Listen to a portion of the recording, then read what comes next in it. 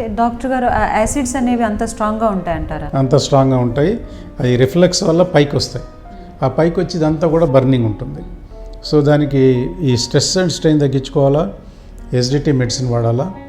ఇంకా కొంతమందిలో ఏమవుతుందంటే అల్సరేషన్ ఉంటుంది. చాలామంది కామన్గా వచ్చేది యాఫ్థెస్ అల్సర్ అంటాం. అంటే మ్యూకోజా లోపల టంగ్ మీద చిన్న పుండులాగా వస్తుంది, హైలీ పెయిన్ఫుల్. అది ఉన్న 3వ రోజు నుంచి severe pain, 5th day 6th day వరకు చాలా సివియర్ పెయిన్ వస్తూ ఉంటుంది. దీన్ని యాఫ్థెస్ ulceration.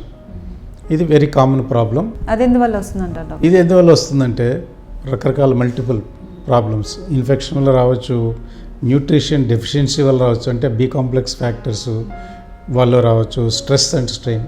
Mostly it is related to stress and strain. కొంతమందికి జెనెటికల్గా, కొంతమందికి వాళ్ళ ఫ్యామిలీలో ఉంటుంది యాఫ్థెస్ అల్సరేషన్ రావటం. దానివల్ల ఫెమిలియల్ డిసీజ్, అంటే not a serious problem, but ఆ ఫ్యామిలీస్లో ఇట్ రన్స్. దీనికి ఏం చేయాలంటే సివియర్ పెయిన్ ఉన్నప్పుడు జెల్ ఉంటుంది, డెంటో జెల్ కానీ మికెన్ జెల్ ఉంటుంది. ఆ జెల్ అప్లై చేసుకుంటే ఆ పెయిన్ టెంపరీ తగ్గుతుంది. It will heal properly. ఈ మధ్యలో పీరియడ్లో కొంచెం విటమిన్స్ ట్యాబ్లెట్స్ వేసుకుంటే, యాంటీబయాటిక్స్ అలాంటివి వద్దు, విటమిన్ ట్యాబ్లెట్స్ వేసుకుంటే, తర్వాత స్పైసీ ఫుడ్ తినకుండా ఉంటే ఒక 1 వీక్ ఇవి ఆటోమేటిక్గా తగ్గిపోతాయి. డాక్టర్ గారు స్ట్రెస్ అల్సర్స్ అంటారు, అది నిజమే అంటారా? అంటే స్ట్రెస్ వల్ల మనకు అల్సర్స్ వస్తాయి అంటారా? స్ట్రెస్ వల్ల వచ్చే ప్రాబ్లమ్స్ చాలా మల్టిపుల్ ప్రాబ్లమ్స్. స్ట్రెస్ వల్ల any disease can come, including cancer. Acidity రావచ్చు, హైపర్ టెన్షన్ రావచ్చు, డయాబెటీస్ రావచ్చు, క్రానిక్ ఇల్నెస్లు ఏమైనా రావచ్చు, అండ్ ఇంక్లూడింగ్ క్యాన్సర్ ఆల్సో. అది ఎలా జరుగుతుందంట డాక్టర్ గారు? Because your body reacts to stress. బాడీలో సపోజ్ క్యాన్సర్ అంటే ఏంటండి, అబ్నార్మల్ సెల్స్. మన నార్మల్ ఉన్న సెల్లు అబ్నార్మల్గా మల్టిప్లై అయ్యి, అంటే సపోజ్ ఒక సెల్ మనకి మల్టిప్లై అవ్వడానికి ఒక 72 hours అనుకోండి, ఈ సెల్ కొన్ని నిమిషాల్లోనే మల్టిప్లై అయింది అనుకోండి, it is cancer. Cancer is nothing but is an abnormal cell growth. It is everything is related to బాడీలో స్ట్రెస్.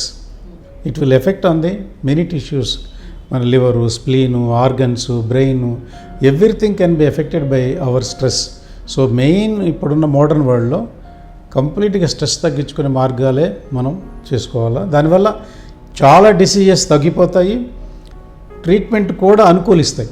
మన స్ట్రెస్ తగ్గించుకున్నాం అనుకోండి, suppose acidity problem, you have stress, ఎన్ని మెడిసిన్స్ చేసుకున్నా తగ్గదు అది. When you get cured of stress, meditation కానివ్వండి, ఏదైనా దానికి తగ్గట్టు వేరే చేస్తే యోగా మెడిటేషన్ చేసుకొని, then you take the medicine, ఇది కంప్లీట్గా క్యూర్ అవుతుంది. లేకపోతే చాలామంది ఏమంటారు, ఎసిడిటీ అండి 5 years 10 years మాకు చాలా మందులు వాడని తగ్గలేదు అంటానికి కారణము medicine is working but is body is not cooperating. That is the reason. Doctor గారు చివరిగా మా ప్రేక్షకులకు ఏమైనా చెప్పాలనుకుంటున్నారా? Prevention is better than cure. That is what we tell.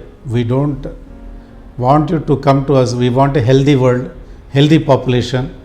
So always prevention is cure. Suppose ఈ ప్రాబ్లము సైనస్ ప్రాబ్లమ్స్ పొల్యూషన్ వల్ల వస్తాయి, వీలెంత pollution డస్ట్కి avoid చేయండి, తర్వాత కోల్డ్ థింగ్స్ మానేయండి. ఇట్లా కొన్ని డిసీజెస్కి వచ్చే కారణాలు మనము పట్టించుకోకుండా చేస్తున్నాం కాబట్టే ఈ డిసీజెస్ వస్తున్నాయి. So always prevention is better than cure.